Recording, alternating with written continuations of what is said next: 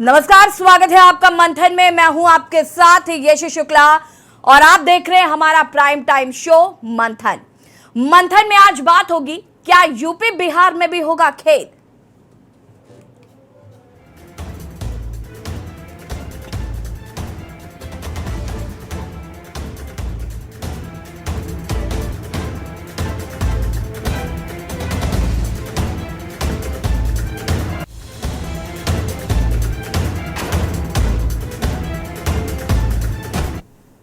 विपक्षी एकता में की पटना में हुई मीटिंग के बाद देश भर में गैर एनडीए दल काफी खुश थे। विपक्ष के नेताओं का यहां तक कहना था कि बिहार और महाराष्ट्र की एकता भाजपा को भारी पड़ने वाली। महाराष्ट्र में महाविकास आघाड़ी और बिहार में महागठबंधन के चलते भाजपा की तैयारी कमजोर बताई जा रही थी, लेकिन चुनाव में 1 साल का वक्त बचा है और हालात अभी से बदलते दिख रहे हैं। एक तरफ भाजपा बिहार में मांझी को अपने साथ ले चुकी है, तो वहीं महाराष्ट्र में एनसीपी से अजित पवार को भी कई विधायकों के साथ तोड़ लिया है, जिसके चलते एनडीए खेमा चुनाव से पहले ही मजबूत होता दिख रहा है। जिसके बाद कहा जा रहा है कि अन्य राज्यों में भी भाजपा ऐसा ही प्लान बना सकती है। बिहार में जेडीयू और यूपी में आरएलडी को तोड़ने की भी बातें सामने आ रही हैं। यूपी महाराष्ट्र में लोकसभा की सबसे ज्यादा सीटें हैं, तो दिल्ली की गद्दी पर बैठने के लिए बिहार की भूमिका भी अहम मानी जाती है। ऐसे में मंथन का मुद्दा आज यही है कि क्या यूपी बिहार में भी महाराष्ट्र जैसा खेल होगा। आज हम इस पर चर्चा करेंगे। उससे पहले रिपोर्ट देखिए।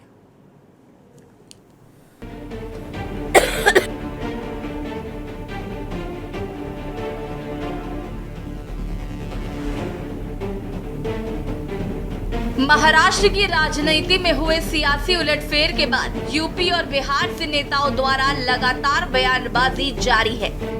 लोजपा नेता चिराग पासवान ने जेडीयू में टूट की भविष्यवाणी की, तो अब उत्तर प्रदेश से सुभाषपा अध्यक्ष ओपी राजभर ने भी यूपी में खेला होने की बात कही है। जयंत जी नाराज चल रहे हैं, ये खबर आ रही है। वो चाहते हैं कि मायावती जी को साथ लिया जाए। सोनिया जी भी चाहती हैं कि मायावती जी को साथ लिया जाए। राजभर भी चाहते हैं कि मायावती जी को साथ लिया जाए। साथ न लेने की वजह से समाजवादी पार्टी का एक बड़ा कुनबा नाराज है। अब वो अपना भविष्य तलाश रहा है। वो संपर्क में है कि लोकसभा का कुछ लोगों को टिकट मिल जाए तो हम लोग उधर चले जाएं। कुछ लोग सरकार में जाने के लिए आतुर हैं कि हमको सरकार में अगर जगह मिल जाए तो हम लोग सरकार में चले जाएं। इस तरह उठापटक बड़ी तेजी से हो रही है। मायावती का जिक्र करते हुए राजभर ने कहा कि मायावती के बिना किसी गठबंधन के कोई मायने नहीं है। अगर वो आए तो मैं भी शामिल हो सकता हूँ। लखनऊ में मुस्लिम 4 खेमे में बंट गए हैं और अब मुसलमान भाजपा को भी वोट दे रहे हैं। मायावती के भी साथ हैं। आप जब नौकरी बांटेंगे तब मुस्लिम को नहीं देंगे, इस बात को लेकर हर वर्ग नाराज है। कांग्रेस भी चाह रही है कि मायावती को मोर्चे में दिया जाए। एक नेता का नाम बताइए जो मायावती जी से मिलकर कहा हो कि हमारे साथ आइए। जो विपक्षी एकता में जो लोग पहल कर रहे हैं, एक नेता का नाम बताइए जो मायावती जी से मिला हो या उनसे कहा हो कि भाई आप इस मोर्चे में आइए। क्या वजह है कि आप उनको नहीं ले रहे हो? उत्तर प्रदेश के साथ साथ 13 प्रांतों में उनका एक बड़ा जनाधार है और दलित बड़ा चेहरा है और कुशल शासक रहे हैं, इतिहास है। तो ऐसे व्यक्ति को साथ नहीं ले रहे हैं जो अलग अलग पार्लियामेंट में, अगर आप देखिए 1 लाख, 1.25 लाख, 1.5 लाख तक वोट एक पार्लियामेंट में बहुजन समाज पार्टी का है, और उस पार्टी को आप लोग नहीं ले रहे हैं। इस नाते जयंत जी भी नाराज हैं। इससे पहले पूर्व लोजपा नेता और लोकसभा सांसद चिराग पासवान ने महागठबंधन के विधायकों, सांसदों और नेताओं में मुख्यमंत्री नीतीश कुमार को लेकर असंतोष है, इसलिए जेडीयू के कई विधायक बीजेपी के संपर्क में हैं। उन्होंने कहा कि कुछ विधायक मेरे संपर्क में भी हैं। यूपी से लेकर बिहार तक महाराष्ट्र में मचे सियासी घमासान की चर्चा है और विपक्षी खेमे में भी खलबली मची हुई है। डर लग रहा मुख्यमंत्री जी को अपनी पार्टी में टूट के डर से, क्योंकि वो जानते हैं कि उनके कई विधायक, कई सांसद दूसरे दलों के भी संपर्क में हैं। भाई उनके कई नेता तो हम ही लोगों के संपर्क में, तो डरते हैं मुख्यमंत्री जी। और जो लोग दूसरे की पार्टी को तोड़ने का काम करते हैं उन्हें हमेशा ये डर सताता है, क्योंकि जैसी करनी वैसी भरनी। समाजवादी पार्टी के नेता अखिलेश यादव ने सोमवार को भारत राष्ट्र समिति के अध्यक्ष तेलंगाना के मुख्यमंत्री के चंद्रशेखर राव से मुलाकात की। मुलाकात के बाद अखिलेश यादव मीडिया से बचते नजर आए। बता दें कि बीआरएस ने पिछले दिनों पटना में हुई विपक्षी दलों की बैठक में हिस्सा नहीं लिया था। सपा नेता की मुलाकात कांग्रेस नेता राहुल गांधी द्वारा खम्म में एक सार्वजनिक बैठक में कहे जाने के एक दिन बाद हुई। कांग्रेस पार्टी ने स्पष्ट कर दिया है कि वो किसी भी बैठक में शामिल नहीं होगी जहां बीआरएस को आमंत्रित किया जाएगा। केंद्रीय मंत्री रामदास अठावले भी यूपी बिहार में महाराज जैसे हालात होने की बात कह चुके हैं। अब सवाल है क्या 2024 से पहले विपक्ष एकता को फिर बड़ा झटका लगने वाला है? क्या बीजेपी फिर विपक्ष पर बड़ी सर्जिकल स्ट्राइक करने की तैयारी में जुट गई है? स्पेशल डेस्क के न्यूज इंडिया। जी हाँ, तो बड़ा सवाल है कि क्या यूपी और बिहार में भी खेल हो सकता है? अब लगातार चर्चाएं जो हैं वो इस पर लगातार हो रही हैं। साथ ही साथ बात करें अगर हम लोकसभा चुनाव की, तो बीजेपी की तैयारी जो है वो लगभग पूरी नजर आ रही है। बीजेपी को लेकर लगातार कहा भी जाता रहा है कि वो हर शाम दाम दंड भेद का इस्तेमाल कर बीजेपी कई पार्टियों को अब तक तोड़ चुकी है।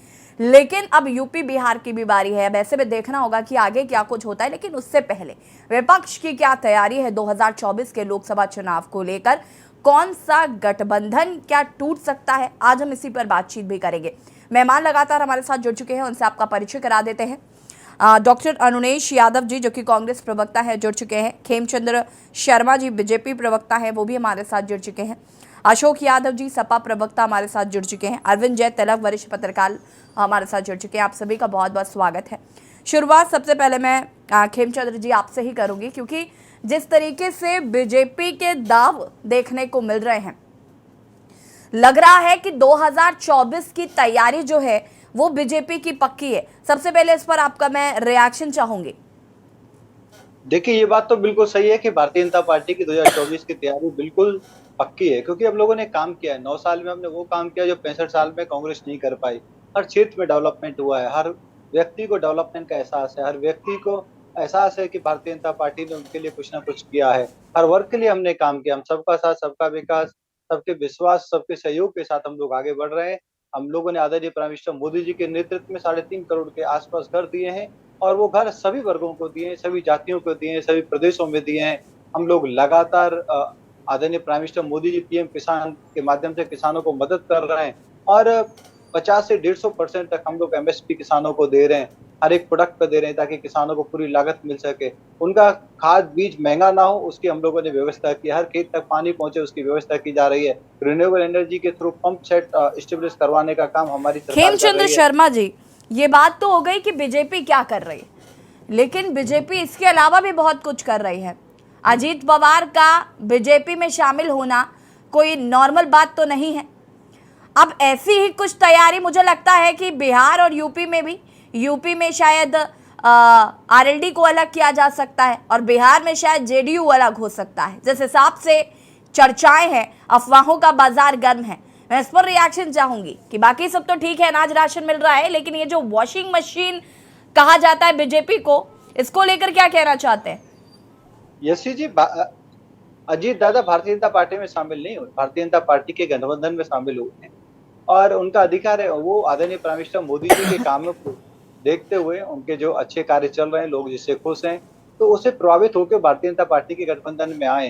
तो ये बात सही है, जब जनता खुश है तो जनता भी अपने जो प्रतिनिधि जो भारतीय जनता पार्टी के साथ नहीं है, उनसे कह रही है कि आप भारतीय जनता पार्टी आदरणीय प्राइम मिनिस्टर मोदी जी को मजबूत करें और उनके साथ मिलकर 2024 का इलेक्शन लड़ें, ताकि देश आगे बढ़ सके, हमारा प्रदेश आगे बढ़ सके। तो मेरे को ऐसा लगता है कि जो अजीत दादा का डिसीजन रहा, उसके पीछे कहीं ना कहीं जनता की जो राय थी कि मोदी जी 2024 में वापसी करने चाहिए, मजबूती से वापसी करनी चाहिए, तो उसी के तहत अजीत दादा और उनके सहयोगी भारतीय जनता पार्टी के गठबंधन में आए। और भी अच्छे लोग अलग अलग प्रदेश में आएंगे, संपर्क में है, और ये दौर चलता रहेगा। हमारे साथ जो लोग हैं वो मजबूती के साथ हमारे साथ खड़े हुए हैं, और भारतीय जनता पार्टी अपने कार्यों को। खेमचंद्र शर्मा जी, एक सवाल मेरा और इसी बीच, आपने अजीत दादा कहा और प्रधानमंत्री नरेंद्र मोदी इससे पहले एनसीपी को काफ़ी कुछ कह चुके हैं, अजीत पवार जी को काफ़ी कुछ कह चुके हैं, भ्रष्टाचारी तक कह चुके हैं, और आज आप उन्हें यहाँ पर बैठकर दादा संबोधित कर रहे हैं। इसे क्या समझूं मैं? नहीं, वो बड़े हैं। दादा का मतलब होता है कि बड़े भाई, तो बड़े भाई कहना, वो हमारे सहयोगी हैं, हमारे माननीय उप मुख्यमंत्री हैं, तो ये उनका हक बनता है और ये हमारी ड्यूटी भी बनती है। ठीक। और उनका एक लंबा कंट्रीब्यूशन सामाजिक जीवन में रहा है, उसको कोई नकार नहीं सकता। राजनीतिक आप जो बयानों की बातें कर रहे हैं, इस नाम लेके अजीत दादा के लिए प्रधानमंत्री जी ने बोला हो, ऐसा मेरे को नहीं लगता। कुछ चीजें, कुछ विषय, कुछ जो घोटाले हुए, जो महाअगाड़ी गठबंधन में हुए, यूपीए के दौरान हुए, उनके बारे में जरूर हम लोगों ने बात की और हम बात करते रहेंगे। और उसका उत्तरदायी कौन है हम सब जानते हैं। कांग्रेस उसकी सूत्रधार थी, कांग्रेस की वजह से वहां पर हो रहे थे, और जो घोटाले जिसकी वजह से हो रहे थे, तो उनको उसका नुकसान भी भुगतना पड़ेगा। ठीक है, मैं वापस आऊंगी आपके पास। अरुणेश यादव जी, क्या कहना चाहते हैं? कांग्रेस की अगर हम बात करें तो कांग्रेस को कहीं ना कहीं एक बड़ा झटका था, और अगर हम विपक्ष की एकजुटता की बात करें तो मुझे लगता है ये एकजुट ना होकर अलग थलग हुआ जा रहा है। इस पर आपका क्या रिएक्शन है? जी देखिए मैम, मौका देने के लिए धन्यवाद। यहाँ पैनल पे जितने लोग हैं सभी लोगों को मेरा नमस्कार। 2-3 बातें मैं रखूंगा। पहले तो अपने छोटे भाई खेमचंद जी की जो मैं बातें सुन रहा था कि अजीत दादा अब हमारे साथ जुड़ गए हैं तो हम उनका सम्मान करेंगे। अगर कोई व्यक्ति आपकी पार्टी में जुड़ जाता है तो आप उसका सम्मान करेंगे, और वही व्यक्ति अगर आपकी पार्टी में नहीं है और आपकी विचारधारा की खिलाफत कर रहा है, आपसे सवाल कर रहा है, तो आप उसका चरित्र हनन करने में कोई कसर नहीं छोड़ते। सैकड़ों एग्जाम्पल हैं, चाहे आप कांग्रेस हमारी पार्टी के लिए ले लीजिए, चाहे समाजवादी पार्टी के लिए ले लीजिए, चाहे तमाम जो विपक्षी दल हैं, जब तक विपक्ष में रहते हैं तब तक चरित्र हनन करने का एक भी मौका बीजेपी के हमारे साथी नहीं छोड़ते। और जैसे ही ये लोग जो विपक्षी नेता हैं, जब इनके साथ गठबंधन कर लेते हैं या इनके पार्टी में शामिल हो जाते हैं, तो आप कहते हैं ना कि वो वॉशिंग पाउडर लग जाता है, और उस वॉशिंग पाउडर से ये पाक साफ हो जाते हैं। घोटाले उजागर हुए है जी, वो घोटाले अब कौन करवा रहा है? खेमचंद जी कह रहे हैं हमारे माननीय भाई कि वो साहब कांग्रेस ने करवाए थे। मतलब कोई पार्टी किसी व्यक्ति से बोलेगी कि आप साहब घोटाले कर लो, कम से कम आपको जो एक्सप्लेनेशन है वो थोड़ा ऐसे तर्क संगत देना चाहिए जो कि आम जनता को भी गले से नीचे उतर जाए। हेमंत बिश्व शर्मा जी के लिए अमित शाह जी कहते रहे थे कि सबसे ज्यादा भ्रष्टाचारी व्यक्ति अगर कोई नेता है विपक्षी पार्टी में तो हेमंत बिश्व शर्मा है। अजीत पवार जी पे हजारों करोड़ रुपए के घोटाले थे, शुभेंदु अधिकारी रहे, वो भी एग्जाम्पल है। अजीत पवार जी एग्जाम्पल है, छगन भुजबल जी एग्जाम्पल है, और भी जो तमाम 9 मंत्री अभी महाराष्ट्र की कैबिनेट में शामिल हुए हैं, तो उन सब पे भ्रष्टाचार के आरोप है। एकनाथ शिंदे जी पे भ्रष्टाचार के आरोप है। तो इस तरह की बातें जो है बीजेपी के साथी के मुंह से ठीक नहीं लगती कि जब आपके विपक्ष में कोई व्यक्ति है तो आप उस पर भ्रष्टाचार का आरोप लगा रहे हैं। और अगर आपने 9 साल 10 साल में इतना बढ़िया काम किया है और आपके फेस पे ये कह रहे हैं कि प्रधानमंत्री जी के फेस पे जनता जो है वोट देगी, तो आपको इतनी तोड़ मरोड़ करने की क्या जरूरत है? क्यों आप विपक्षी खेमे में सेंध मारने की कोशिश कर रहे हैं? साफ तौर पे ये दर्शा रहा है कि जो विपक्ष की एकजुटता जो बन रही है, जो महागठबंधन का एक प्रारूप बन रहा है, मैं वही बात तो कर रही हूँ। बिल्कुल बनेगी। एक कहावत आप सुन लीजिए, बस 1 मिनट और लूंगा। एक कहावत सुन लीजिए, बहुत पुरानी कहावत है, मुद्दई लाख बुरा चाहे तो क्या होता है, वही होता है जो मंजूरे खुदा होता है।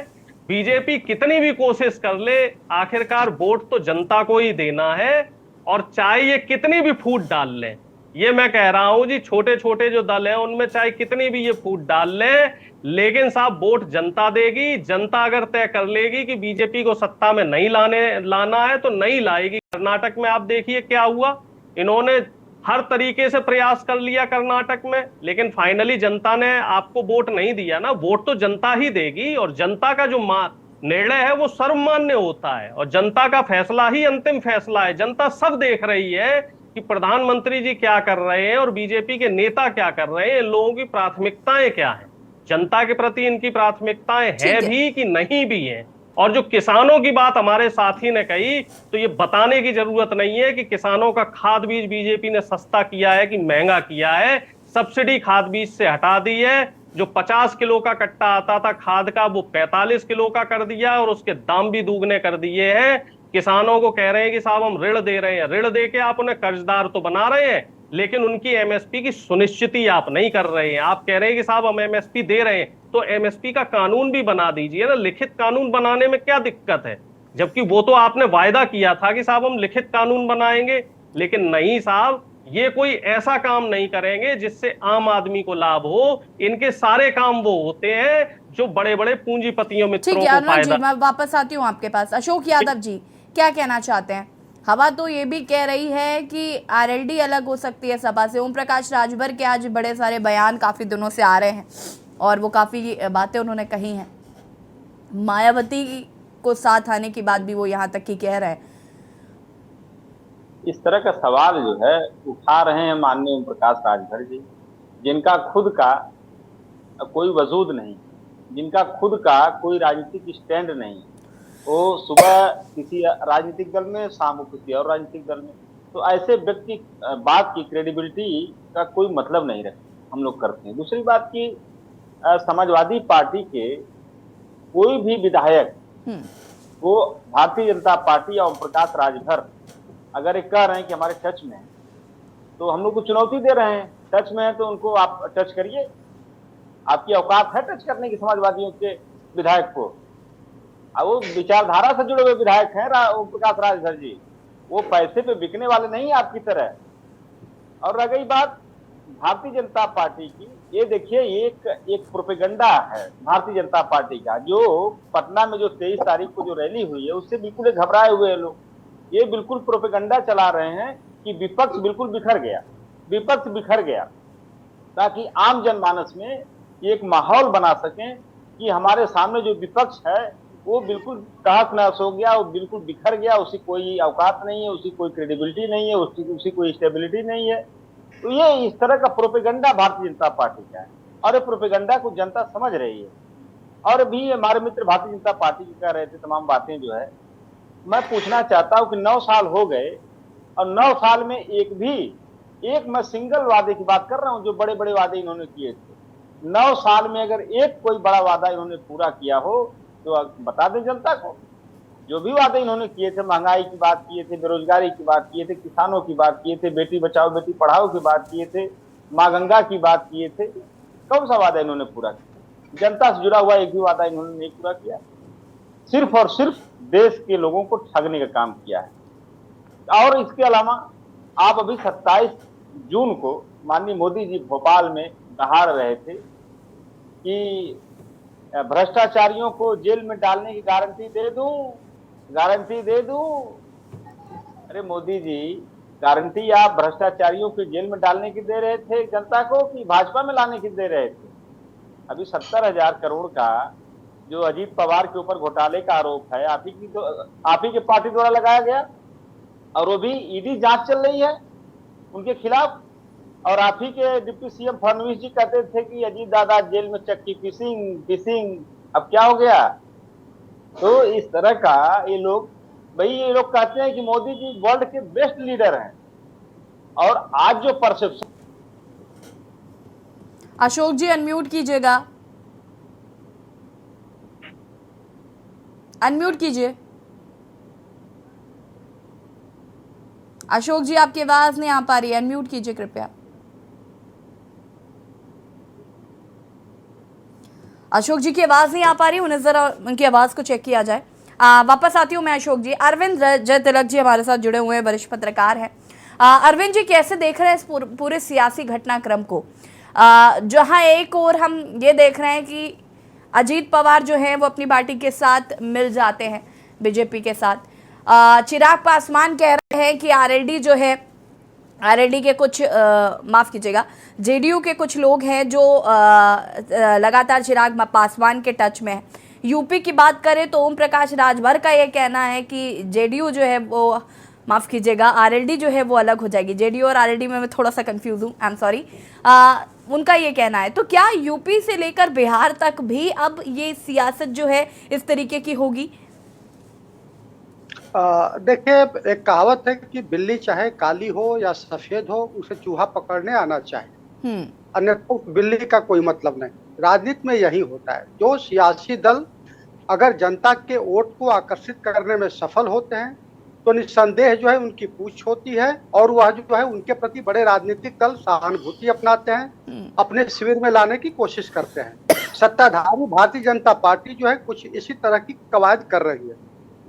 देखिए 2024 का जो इलेक्शन है वह जो है एक तरफ विपक्ष जो है लामबंदी कर रहा है, दूसरी तरफ सत्ताधारी पार्टी भी जो है अब अपने जो है जमात को जो पुराने आप देखे शिरोमणि अकाली दल के साथ बातचीत चल रही है, चिराग पासवान अभी जो है हाशिए पर थे उनको साथ लेने की कोशिश कर रही है, यूपी में सुभाषपा की चर्चा है, तेलंगाना में पवन कल्याण की जन सेना के साथ बात चल रही है, आप आंध्र प्रदेश में देख लीजिए तेलुगु देशम के साथ उसकी बातचीत चल रही है, अभी कर्नाटक में जो चुनाव है जेडीएस के साथ उसकी बातचीत चल रही है। आपने देखा कि किस तरह संसद है, संसद के उद्घाटन में देवगौड़ा साहब पहुंचे भी थे, बिहार में मांझी जी ही हैं।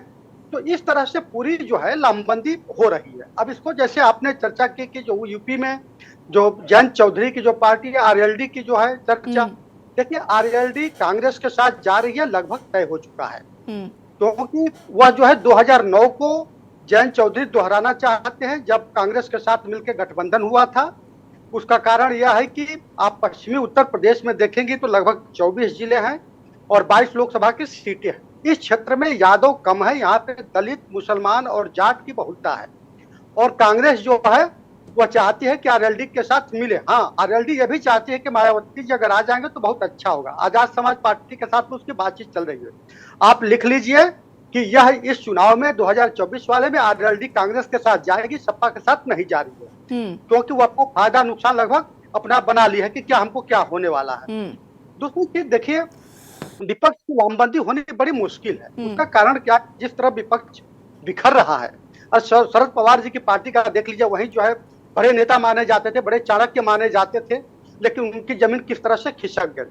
तो एक जो किला था जो पश्चिमी भारत का, वो पूरी तरह से धराशायी हो गया। महत्वपूर्ण बात यह है कि नीतीश कुमार को लेकर अन्य विपक्षी दल क्या सोच रहे हैं, क्या उन्हें संयोजक बनाने के लिए तैयार है? बिल्कुल तैयार नहीं है, क्योंकि जो उनकी एक अपनी क्रेडिबिलिटी हुआ करती थी वो पूरी तरह से बिखर गई है। कांग्रेस इसे अच्छी तरह जानती है। अभी आपने देखा कि 16वीं जो है विधानसभा का चुनाव बिहार में हुआ, तो आरजेडी के साथ मिल करके लड़े और बीजेपी के गोद में बैठ करके मुख्यमंत्री बन गए। वो कब पलटी मार जाएंगे इसका कोई ठिकाना नहीं है। दूसरी महत्वपूर्ण बात है कि चाहे देखिए ममता बनर्जी हो, बसपा हो, तेलंगाना के चंद्रशेखर राव हो, इन लोगों की कोई विश्वसनीयता नहीं है। आपने देखा कि ममता बनर्जी जो 1999 में 2003 में वाजपेयी सरकार में मंत्री थी, चंद्रशेखर राव को देखिए जीएस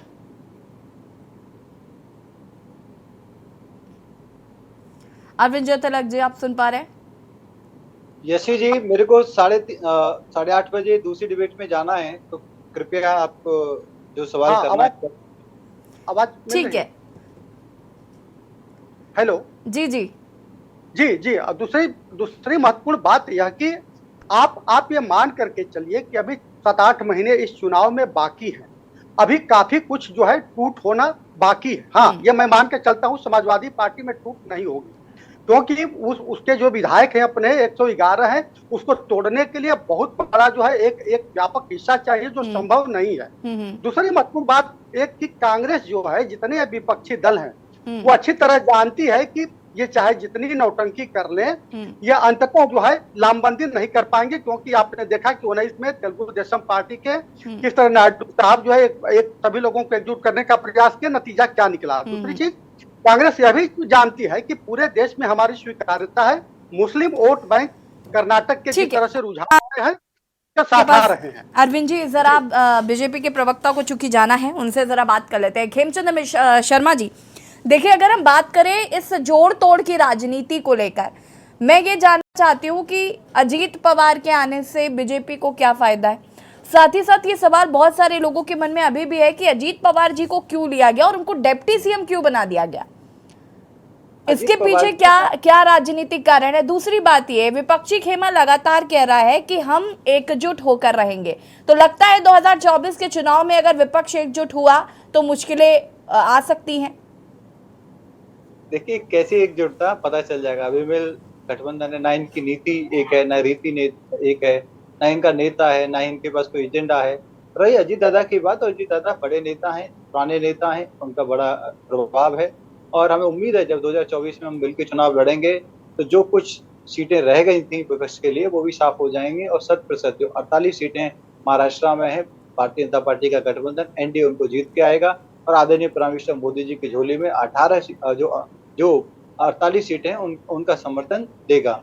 और अजीत दादा के आने का तो पूरी उम्मीद है कि अब एक भी सीट विपक्ष के हाथ में जाने वाली नहीं है। पूरी की पूरी सीटें आदरणीय प्राइम मिनिस्टर मोदी जी के नेतृत्व में मोदी जी के साथ आने वाली हैं। जी ठीक है, जैसे कि यहाँ पर अभी अरुणेश जी भी कह रहे थे कि ये जो जोड़ तोड़ की राजनीति आप करते हैं, भ्रष्टाचार के तमाम आरोप जिन पर लगाए जाते हैं, जिनको पानी पी पी कर गालियां दी जाती है, उसके बावजूद जब वो पार्टी में आते हैं तो वो महान हो जाते हैं। नहीं, हम जोड़ तोड़ की और राजनीति इसी तरीके की राजनीति की जा रही है, ये आरोप है विपक्ष का। नहीं, विपक्ष जो खुद जोड़ तोड़ की राजनीति करते रहे हैं, अब देखिए इनका सबका इतिहास रहा है। और जो दूसरे नेता हैं दूसरे दलों पे ये कैसे प्रेशर करते रहे। और इमरजेंसी में तो कांग्रेस ने सभी को जेल में ठूस दिया था, लाखों लोगों को जेल में ठूस दिया था। ये वैसी बातें ना करें तो अच्छा है। भारतीय जनता पार्टी किसी को तोड़ते नहीं। अगर कोई खुद से या कोई ग्रुप खुद से भारतीय जनता पार्टी के साथ आके मिलके हमारी रीति नीति के अनुसार चलना चाहता है और हमारे साथ मिलके देश के और समाज के लिए कुछ करना चाहता है तो हम उनका स्वागत करते हैं। वैसा ही हुआ है, अजीत जी अपने ग्रुप के साथ आदरणीय प्राइम मिनिस्टर मोदी जी के काम को देखते हुए सामने आए और हम उनका स्वागत करते हैं। और हमें उम्मीद है कि हम मिलकर बहुत अच्छा कार्य महाराष्ट्र के लिए भी करेंगे, देश के लिए भी करेंगे। अरुणेश जी जी देखिए, एक कहावत और है, मैं कहना चाहूंगा, प्रत्यक्षम किम प्रमाणम। इतिहास में क्या हुआ ना तो जी आपने देखा, ना खेमचंद जी ने देखा, ना मैंने। आज्ञा चाहूंगा, डिबेट में जाना है। Thank you. वो देख रहे हैं कि वर्तमान में इस समय क्या शुक्रिया आपका जुड़ने के लिए खेमचंद जी। Thank you. वर्तमान में क्या हो रहा है, वही चिराग पासवान जी हैं, वो शायद भूल चुके हैं कि उनकी पार्टी के 2 टुकड़े कर दिए गए। अब वो मतलब क्या विचारधारा है चिराग जी की, मुझे तो ये समझ में नहीं आता कि वो क्या मुंह लेके जो है मोदी जी का राग अलाप रहे हैं, जिनका खुद का वजूद उसी बीजेपी ने जो है वो खत्म कर दिया। उनकी हालत तो कालिदास जी जैसी है, जैसे कालिदास के बारे में कहते थे ना कि जिस डाल पे बैठे थे उसी डाल को काट रहे। तो उसी तरीके से चिराग पासवान जी हैं कि बीजेपी ने उनकी पार्टी को खत्म कर दिया, लेकिन उसके बाद वो महाकवि भी तो बन गए। बीजेपी का वो राग अलाप रहे हैं। देखिए अभी वर्तमान की बात हो रही, अब वो चिराग पासवान जी आगे महान कवि बनेंगे या मुख्यमंत्री बनेंगे या प्रधानमंत्री बनेंगे, हमारी उनके साथ जो है पूरी शुभकामनाएं। हम तो चाह रहे हैं जी 24 में वही प्रधानमंत्री बन जाए। हालांकि बीजेपी ऐसा नहीं होने देगी, क्योंकि नड्डा साहब ने बिहार में ही एक रैली करी थी, जो राष्ट्रीय अध्यक्ष है बीजेपी के, और उन्होंने उस रैली में साफ तौर पे कहा था कि आने वाले समय में जो छोटे छोटे दल हैं, जो छोटे छोटे क्षेत्रीय पार्टियां हैं, वो सारी खत्म हो जाएंगी। उनका एक इंडिकेशन था, वो खत्म कैसे होंगी, उन पार्टियों को तोड़कर ये कमजोर करने का प्रयास कर रहे हैं। आप देख लीजिए जितने छोटे दल हैं। ठीक है अरुणेश जी, मैं आऊंगी इस पर, आगे आपसे इस पर बातचीत की जाएगी। और मंथन में आज हम बात कर रहे हैं, क्या यूपी से लेकर बिहार तक खेल हो सकता है। अजीत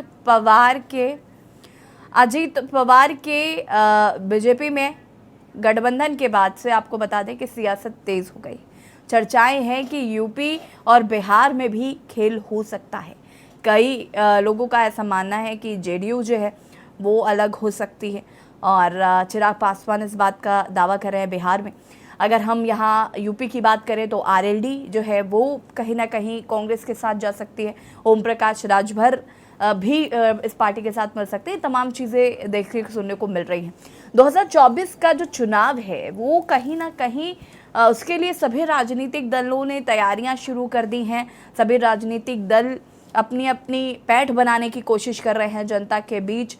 भाजपा के ऊपर आरोप लग रहे हैं कि वो जोड़ तोड़ की राजनीति कर रहे हैं। हम आज इसी पर चर्चा कर रहे हैं। मेहमान लगातार हमारे साथ बने हुए हैं। मनीषा जी भी हमारे साथ जुड़ चुकी है। बहुत बहुत स्वागत है मनीषा जी।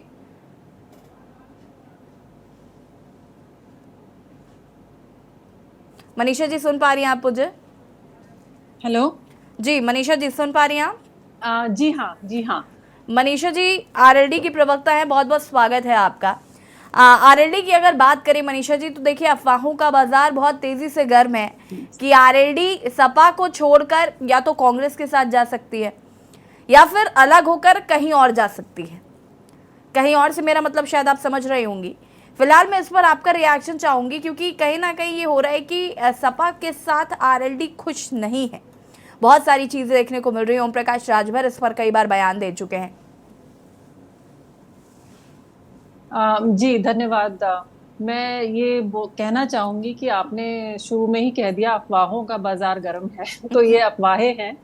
और हर दूसरे महीने अफवाह आती है। एक महीना आती है कि फलाना पार्टी ज्वाइन कर रहे हैं, एक महीना आती है कि फलाना पार्टी से अलग हो रहे हैं। तो ये अफवाहें हैं, जब तक हमारे राष्ट्रीय अध्यक्ष श्री जयंत जी कुछ नहीं कहते तब तक मुझे नहीं लगता कि अटकलें लगानी चाहिए। अभी तो चुनाव में बहुत समय बाकी है और चुनाव से ज्यादा हम जो जमीन पर जनता की जो आवाज है उसको उठाने में ज्यादा विश्वास रखते हैं। रवीन जी, माफ कीजिएगा, अरविंद जी क्या कहना चाहते हैं? नहीं, देखिए, आरएलडी के बारे में तो ये बताया जा रहा है, जो अंदरूनी सूत्रों से जानकारी हम लोग को भी थोड़ी बहुत मिलती रहती है, कुछ नेताओं से भी बात होती है, तो उनका सीधा कहना है कि भाई देखिए, Samajwadi party, Congress, Azad Samaj party, RLD मिलकर के एक मोर्चा बनाए और लड़े और बेहतर स्थिति में रहेंगे। चूंकि भाजपा के साथ आरएलडी का जो न जाने का एक मूल कारण यह है कि आरएलडी चाहती कि कम से कम 1 दर्जन सीटों पर भाजपा आश्वासन दे तो शायद बात विचार बन सकती है, और भाजपा देने के लिए तैयार नहीं है।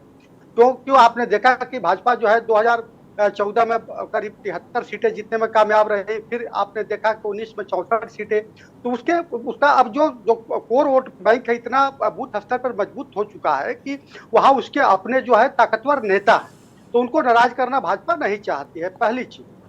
दूसरी चीज देखिए, एक चीज और है कि यूपी, बिहार और महाराष्ट्र पर बीजेपी का सर्वाधिक फोकस है। अगर तीनों सीटों को आप जोड़ देंगे तो लगभग 168 सीटें हैं। महाराष्ट्र में जो है 48 है, बिहार में 40 है, यूपी में जो है 80 है।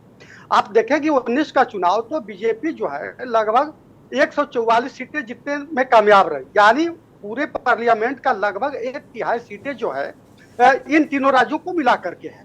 अब ये चूंकि भाजपा को लग रहा था कि अगर महाअघाड़ी की सरकार जो है अगर इसी तरह से मिल करके चुनाव कांग्रेस, शिवसेना और आपके नेशनल एनसीपी मिल करके अगर लड़ेंगे तो सर्वे में भी आपने देखा कि करीब जो है भाजपा को 67 सीटें मिलती हुई दिख रही थी।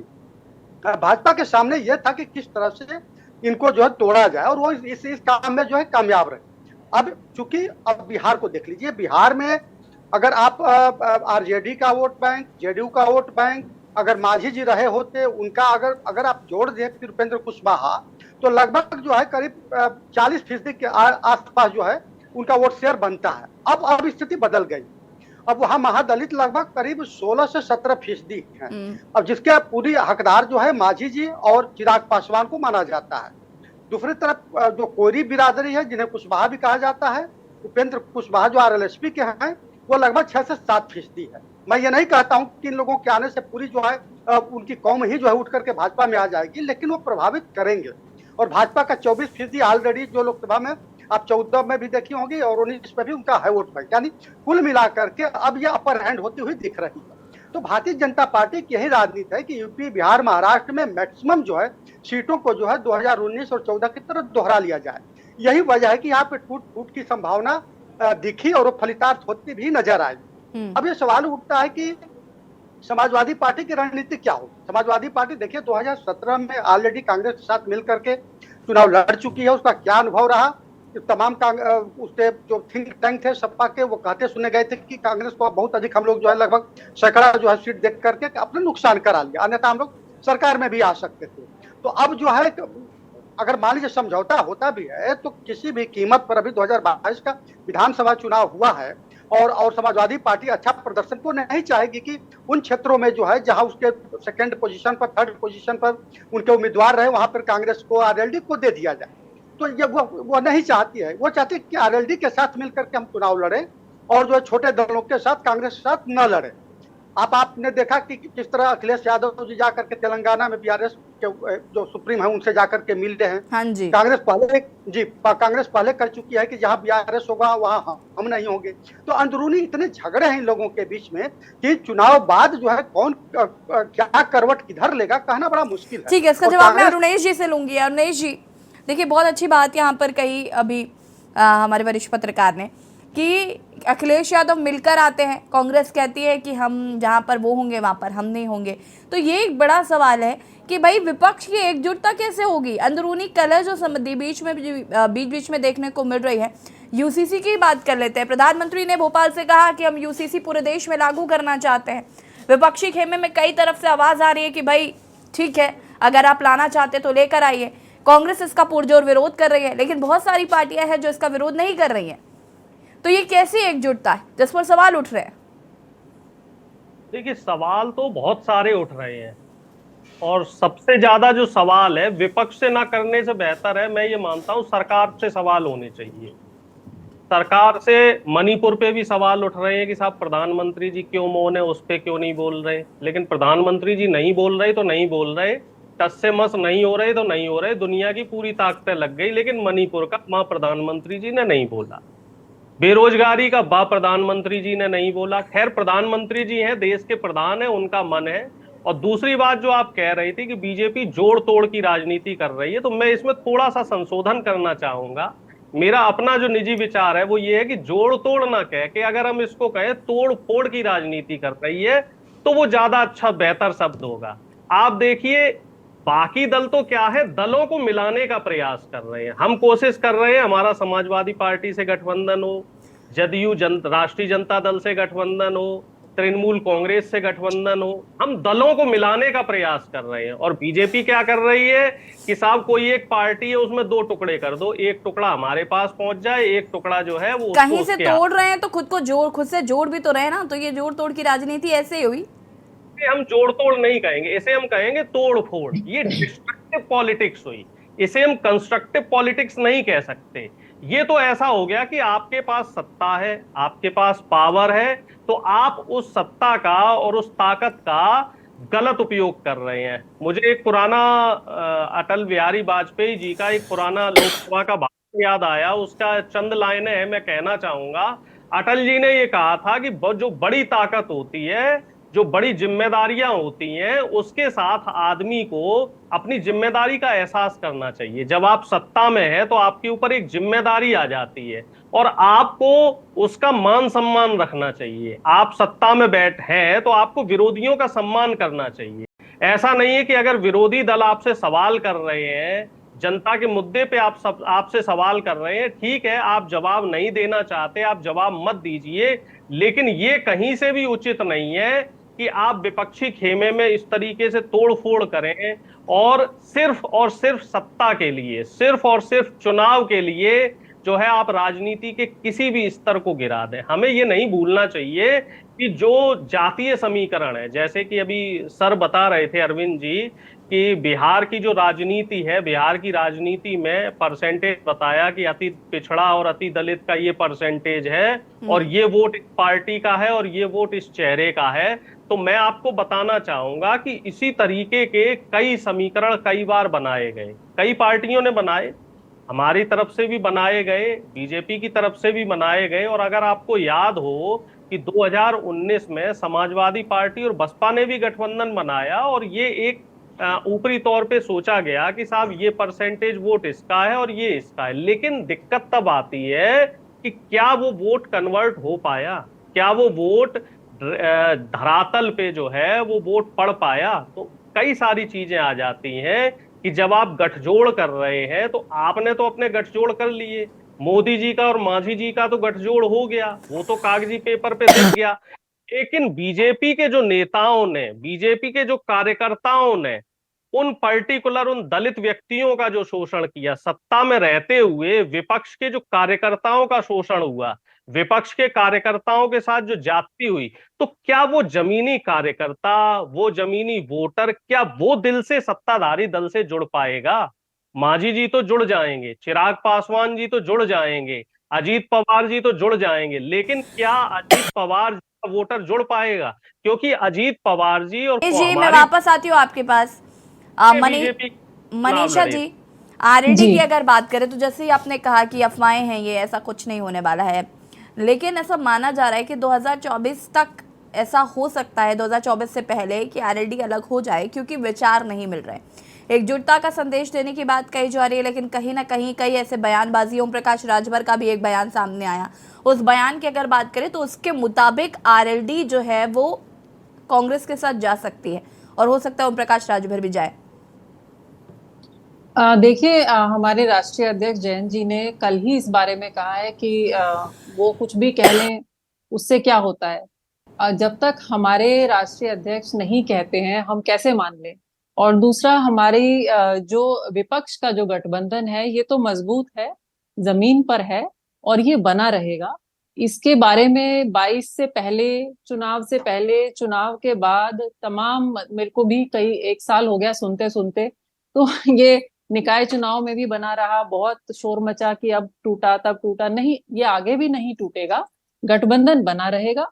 और साथ एक्चुअली राष्ट्रीय लोकदल, ड्रॉबैक है ना, अभी तक वो जिनके साथ भी गठबंधन में रहे वो ज्यादा दिन तक टिक नहीं पाए, तो आरएलडी इतना लंबी पारी खेल जाएगी ये उम्मीद नहीं है किसी को। देखिए उम्मीद पे तो दुनिया टिकी रहती है, तो हम कहेंगे आप उम्मीद बनाए रखिए और 24 का इंतजार करिए। राष्ट्रीय लोकदल पूरे दमखम के साथ चुनाव लड़ेगी, विपक्ष एक गठबंधन रहेगा, विपक्ष को साथ आना पड़ेगा, क्योंकि आज जो भारतीय जनता पार्टी सत्ता में रहते हुए जो कर रही है, ये ना केवल विपक्ष और जनता, ये हमारे लोकतंत्र का जो मूलभूत ढांचा है उसी पर एक बहुत बड़ा, मैं कहती हूँ, प्रहार है।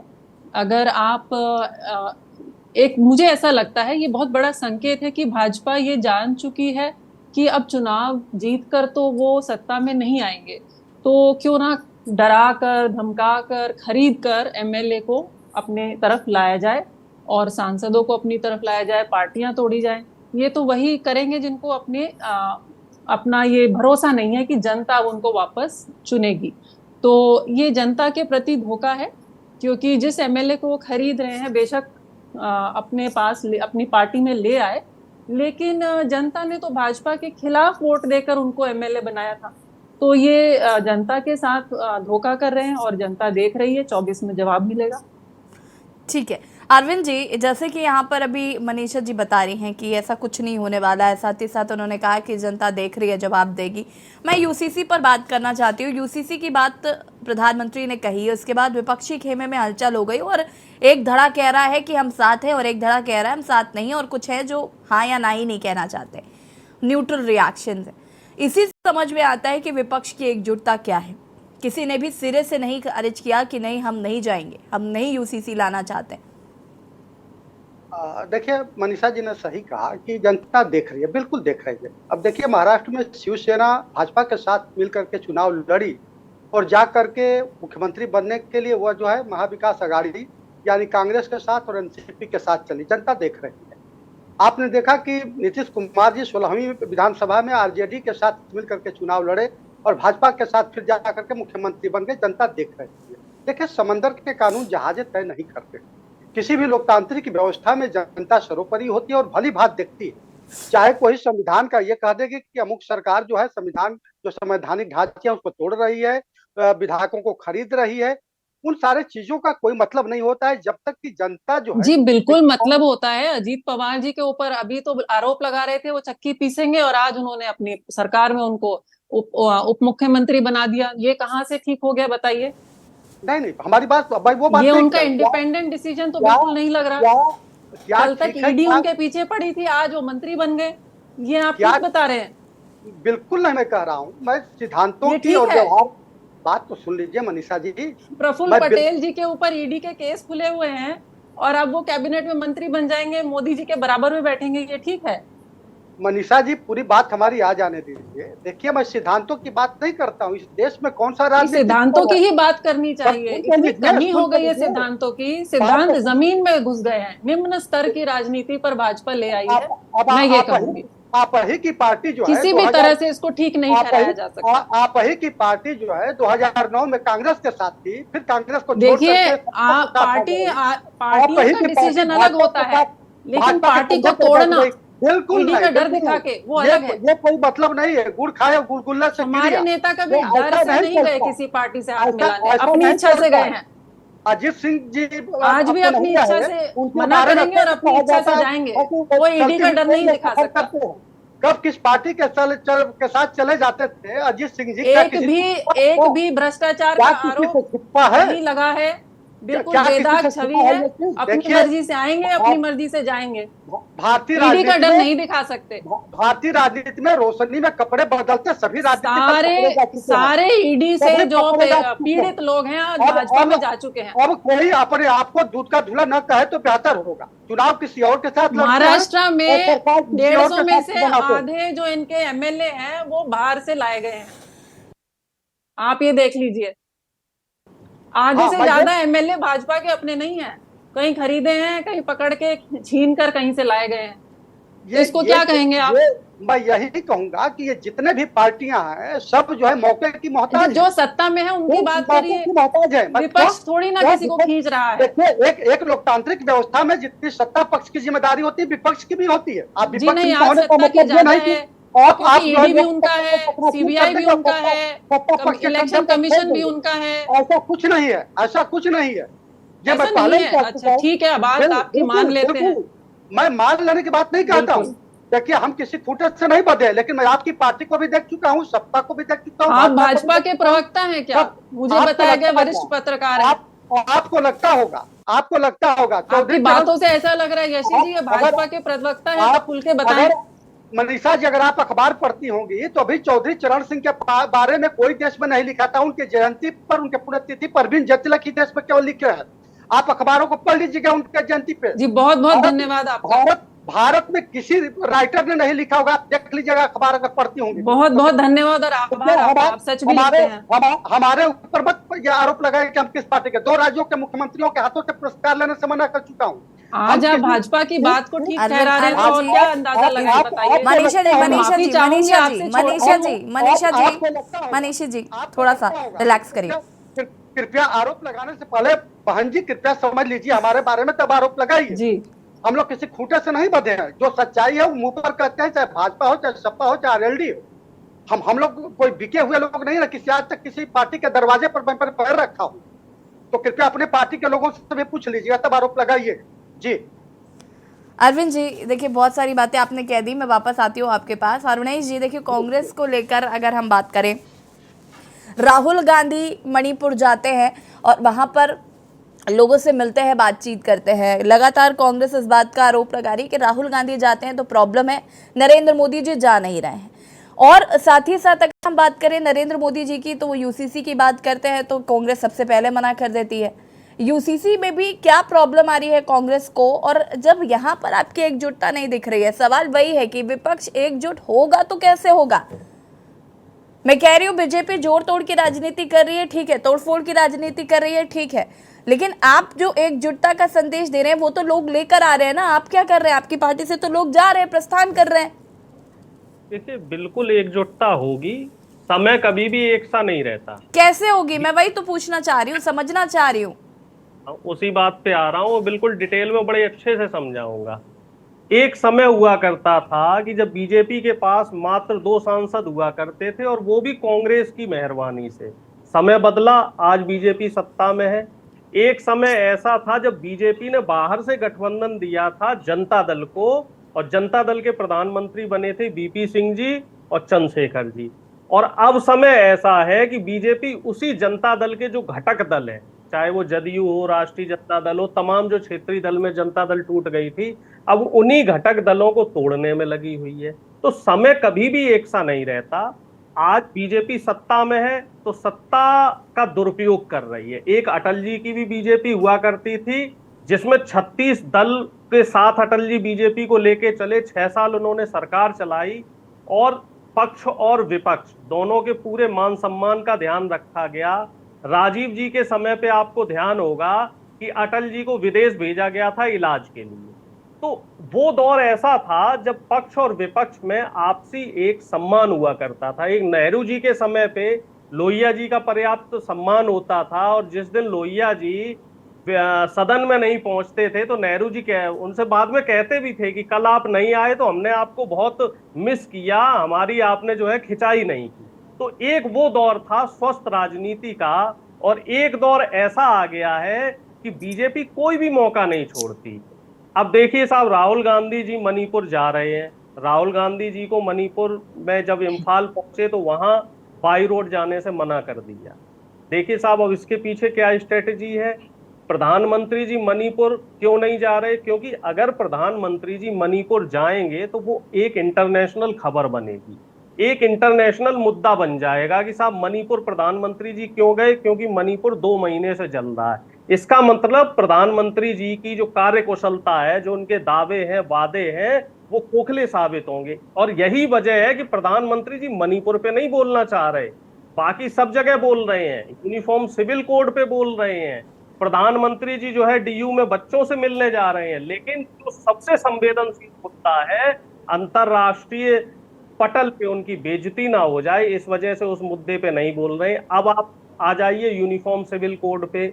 यूनिफॉर्म सिविल कोड में बहुत सारी ऐसी चीजें हैं जिससे हमारे हमारा जो आदिवासी समुदाय है उसके भी जो मौलिक अधिकार है उनका हनन होगा। आदिवासियों को, आपको जानकारी होगी, अरविंद सर को मुझसे ज्यादा जानकारी है कि विशेषाधिकार होता है जमीन का। उनकी जो जमीन है, उनकी आदिवासी जमीन, उसको सरकार जो है वो उसका अधिग्रहण नहीं कर सकती है, इस चीज का उन्हें विशेषाधिकार है। तो बीजेपी कहीं ना कहीं, बीजेपी की जो मंशा है, जो इनके बड़े बड़े पूंजीपति मित्र हैं, उनको वो जमीन देना चाह रही है। इस एक कारण ये भी है कि यूनिफॉर्म सिविल कोड लाया जाए। 2024 के लिए जो मुख्य मुद्दा है, मुख्य मुद्दा जातिगत जनगणना होने वाला है।